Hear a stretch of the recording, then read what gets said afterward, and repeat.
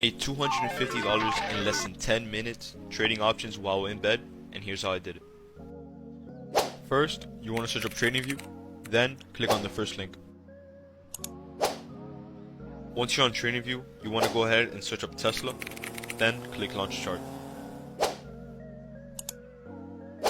Now that you're on your Tesla chart, you want to go ahead and find your gap setup, then mark it down. Once you've marked down your gap, you want to go ahead and mark down your entry point, which will be the level that's below the gap. Then you want to mark your price target, which is the level where the gap fills. It's usually at the bottom of the candle before the stock gaps down.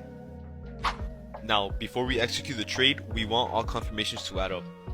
Right off open, Tesla had an insane amount of buying strength, which is a bullish sign in order to fill the gaps to the upside. Now we want to look for continuation signals, which is when every candle keeps breaking new highs, which shows that buyers are strong. Once all confirmations add up, the trade looks ready to be executed, so you want to wait for a break and a candle close above your entry level to enter the trade. And once you're in the trade, you want to go ahead and take profits at your take profit level, which is at the top of the gap.